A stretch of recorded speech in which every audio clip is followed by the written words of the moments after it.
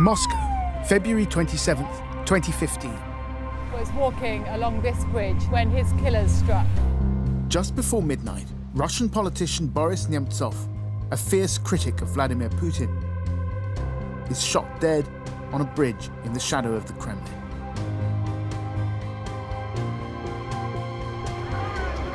Seven years later, this remains the most important political assassination to have taken place in Putin's Russia.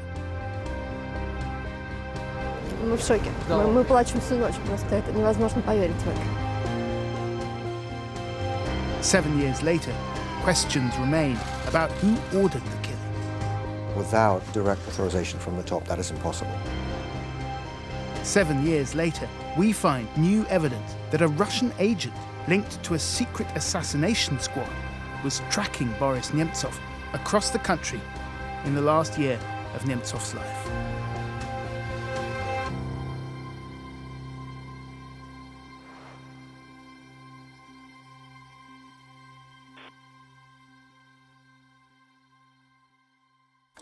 The Russian people are getting used to a new force in their country's politics, the Deputy Prime Minister Boris Nemtsov.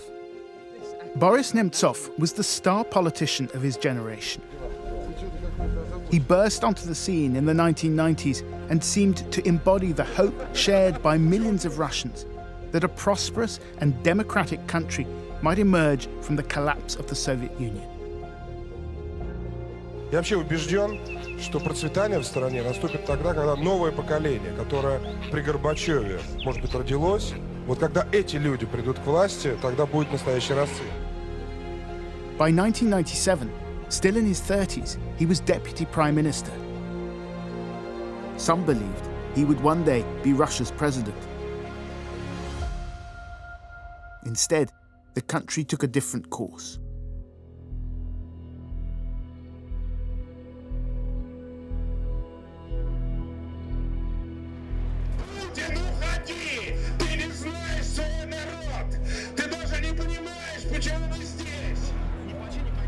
Pushed to the margins of Russian politics, Nemtsov became the most vocal critic of Putin's rule.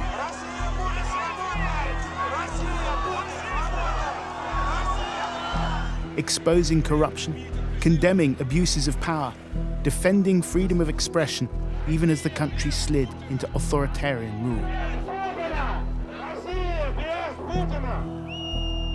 When Russia annexed Crimea in 2014, Nemtsov denounced what he saw as an unprovoked attack by an increasingly autocratic president. Мы должны сказать «нет войне», мы должны сказать «хватит маразму», мы должны сказать «Россия и Украина без Путина». He knew it was dangerous to speak so bluntly. In February 2015, he told a reporter that his mother, who was then 86 years old, had repeatedly warned him, "When will you stop criticizing Putin? He'll kill you." 17 days later, unknown assassins shot Boris Nemtsov 4 times in the back. He died at the scene. Вот крыса. Так стой, стой. It was impossible to imagine that it could happen. Olga Shorina was a friend and colleague of Nemtsov. That their political opponent would be killed, just killed in the center of Moscow. It was impossible. As Russia mourned, Putin vowed to bring the killers to justice. Значит, я уже высказывался по этому поводу. Я считаю, что это абсолютно позорное явление. Трагическое и позорное. 3 days later, the head of the FSB, the country's main security agency, delivered a report that identified the assassins. 5 ethnic Chechens, some linked to the brutal Kremlin-backed warlord Ramzan Kadyrov, were arrested, tried in a military court, and, in 2017, convicted of murdering Nemtsov. For the Russian authorities, the case was closed. But awkward questions remained. Only the immediate perpetrators, and probably not all of them either, faced any kind of justice at all. Vladimir Karamurza, a friend and protege of Nemtsov, was among the many Russians who wanted to know who ordered the killing and why. You cannot consider a crime to be solved unless you also have the organizers and masterminds, not just the sort of the lowest level of perpetrators. Who then was the ultimate mastermind? One day, they hoped, new evidence might come to light. And now, 7 years later, it has. Journalists at Bellingcat, The Insider, and BBC Eye investigations can now reveal that in the year running up to his murder, Boris Nemtsov was being shadowed by a government agent linked to a secret assassination squad. According to his documents, the man's name is Valery Nikolaevich Sukharev, and all the evidence indicates he serves with the FSB. Sukharev has no public profile and, as far as we can tell, was unknown to Nemtsov. But when we got hold of the train and flight reservations Sukharev made that year and checked them against the known movements of Nemtsov, an unmistakable pattern emerged.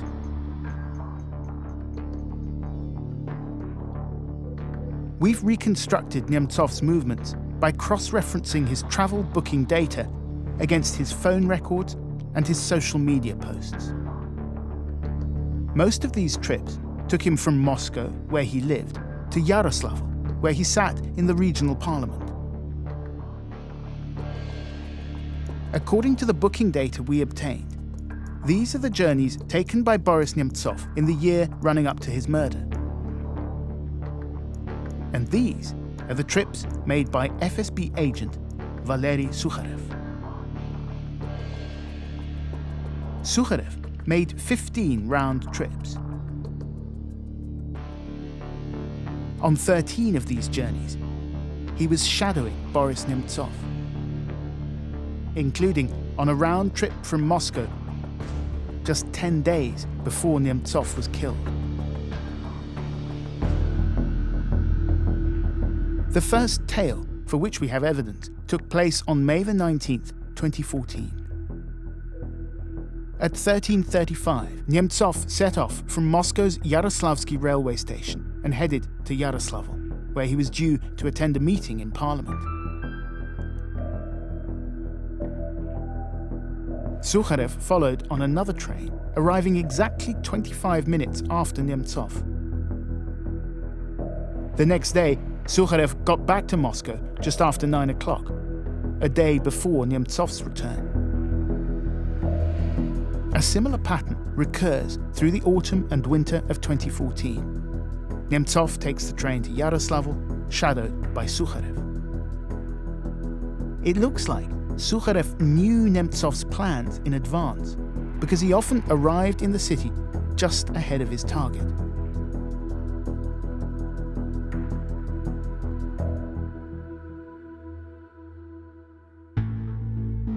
There's a break in Nemtsov's travel pattern. A single trip to Novosibirsk made in July 2014. And it's here that we find something even more interesting. According to the travel data, Nemtsov booked his flight online on July the 2nd at exactly 10 minutes past midnight. Sukharev was also in Siberia that weekend, and this time he was not alone. His traveling companion was another suspected FSB operative, Alexei Krivoshokhov. The two agents flew in on July the 4th, just ahead of their target, and returned to Moscow on July the 6th, taking off an hour before Nemtsov. Nemtsov was in Novosibirsk to present a report on corruption in Russia's state-owned energy giant Gazprom. Вместо того, чтобы делать для своей страны что-то полезное, один вред.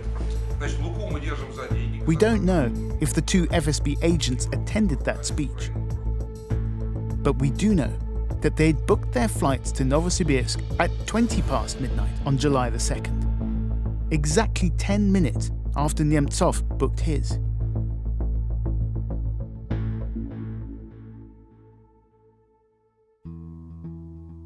How might an FSB agent find out, with such precision, the travel plans of a man he was tailing?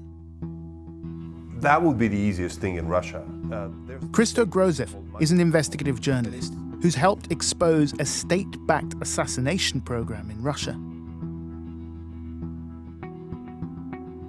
There's this database called Magistral, and it's a centralized system of keeping track of every ticket that a person purchases on planes, on boats, on trains. And if you're an FSB officer, you would just be able to log in into that database and see, for a particular person, all of the tickets that they're purchasing, have purchased, or are buying at this very moment. It looks as though, just after midnight on July the 2nd, the Magistral system alerted the FSB agents to the flight booking that Nemtsov had just made. This allowed the two officers, Sukharev and Krivishchakov, to buy tickets that would get them into Novosibirsk just before Nemtsov. Magistral makes life a lot easier for Russia's security agents, but it can also be used to expose them. We only know so much about the movements of Sukharev and Krivishchakov because their travel reservations too were captured by Magistral. There's a huge black market for data in Russia. You can, through a broker, buy somebody's passport data, somebody's copy of a driver's license. You can get hold of any data, including the secure FSB data. The records we're using for this story come from multiple sources, including data exported from Magistral by corrupt officials, sold on the black market, and then obtained by Bellingcat, The Insider, and the BBC. Magistral is meant for the FSB officers that are supposed to solve crimes. But the irony here is that in a corrupt society like Russia, this is a double-edged sword, and it allows people like us to actually go and tail these same spies, these same FSB officers. That allows us to actually expose crime that has been committed by them. The last time we see Sukharev shadowing Nemtsov is in February 2015. Both men left for Yaroslavl on Monday the 16th and came back to Moscow the next day. An hour before his train left, Nemtsov posted these photos to Facebook. 10 days later, he was dead. Now, if you know anything about Russia, you might be thinking, of course the security services were keeping an eye on Nemtsov. That's what they do. But Sukharev was not some low-ranking recruit on routine business. According to the US Treasury, the FSB's mandate includes managing internal political threats on behalf of the Kremlin. And in that capacity, Agent Valery Sukharev has been linked to at least 2 apparent assassination attempts, both aimed at prominent critics of Vladimir Putin. The first target was Nemtsov's friend and protege, Vladimir Kara-Murza, who, in the weeks after the shooting, was already pointing the finger of blame towards the Kremlin. Well, first of all, I knew from the beginning that the order to assassinate Boris Nemtsov was given by Vladimir Putin personally. To imagine that the leader of the opposition, the main leader of the opposition, the most prominent, the most effective, the most powerful political opponent of the regime, would be assassinated literally in front of the Kremlin walls, in what is perhaps the most secure area, not just in Moscow, probably in the whole of Europe. And that could happen without direct authorization from the top, that is impossible to imagine, not in the kind of system that Putin built. The Kremlin has always denied any involvement. From February to May 2015, according to evidence previously uncovered by Bellingcat, Kara-Murza was himself shadowed on at least 4 occasions by members of the FSB. On May the 24th, he flew to Kazan, tailed by an FSB team which, the travel records show, included Valery Sukharev. 2 days later, back in Moscow, Kara-Murza collapsed, unable to breathe. And then within hours I was in intensive care on life support with a multiple organ failure, in a coma, with doctors telling my wife that I had a 5% chance to survive. So I knew, of course, from the very first moment what it was. I knew this was done by the FSB because they have a decades-long track record of poisoning political opponents of the Kremlin. 2 years later, Vladimir Karamurza was poisoned for a second time. Again, he'd been tailed by FSB agents. Again, he ended up in a coma. Again, he survived. The second target has been described as the man Putin fears most, Alexei Navalny, the opposition leader whose anti-corruption videos have reached millions of young Russians. Путин и его группа воров хотят пожизненной и бесконтрольной власти. Представляем вам самый секретный дворец в России. Дворец Путина под Геленджиком. Подписывайтесь на наш канал, здесь говорят правду. Time and again, Navalny has transformed online outrage into real-world protests, threatening the regime and leading directly to his own arrest and imprisonment. In 2020, Navalny was poisoned using Novichok, a nerve agent developed in the Soviet Union and banned under international law. Я знаю, кто хотел меня убить. Я знаю, где они живут, я знаю, где они работают, я знаю их настоящие имена, я знаю их поддельные имена. У меня есть их фотографии. Bellingcat established that back in 2017, Navalny had been tailed during his election campaign by an FSB team that included, once again, Valery Sukharev. Sukharev was not part of the ground team that followed Navalny across Russia 3 years later, in the weeks leading up to the attempted assassination. But he was in phone contact with at least 4 members of that team, as well as with an FSB officer further up the chain of command. Phone logs reveal that in the months immediately before the poisoning, Sukharev exchanged almost 150 phone calls or texts with those 5 members of the Navalny assassination squad. The attempted murder of Alexei Navalny, in combination with his own poisoning, brought Vladimir Karamurza to a shocking conclusion. In the 21st century, in a European country, there's a professional squad of assassins in the employment of the state whose job it is to murder, physically eliminate political opponents of the government. This is our reality in Russia under Vladimir Putin.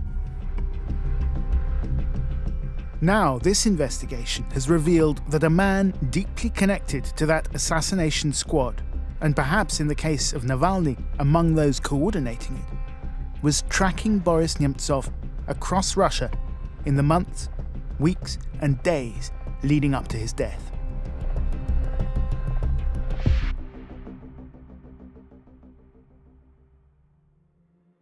We put these findings to the Russian government and to the FSB. The Kremlin spokesman, Dmitry Peskov, told us, all of this has nothing to do with the Russian government. It looks like another fabrication. The FSB did not respond. As a method of killing your enemies, poison doesn't always work. But it offers the assassin one key advantage: deniability. The victim was diabetic. He drank too much, or overdosed on antidepressants. All of these things were suggested by state-controlled media after Navalny, Karamurza, and other critics of Putin fell ill. Shooting someone in the back, a stone's throw from the Kremlin, leaves no such doubts. But perhaps that was the point. The idea of Putin is to have nobody inside Russia against him. But there are still people who are against. Putin doesn't want them to be seen, to be heard. That murder, that assassination was the demonstration of this.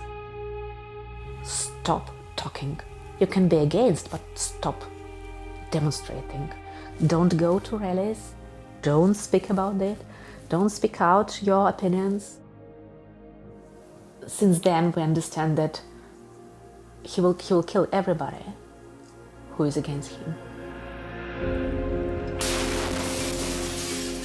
7 years later, Russia is waging an all-out war against Ukraine. A war being fought with a ruthless disregard for civilian life. Back home, opposition to Putin is being crushed. Dissent silenced. But despite the propaganda and the fear, Boris Nemtsov and the Russia he stood for has not been forgotten.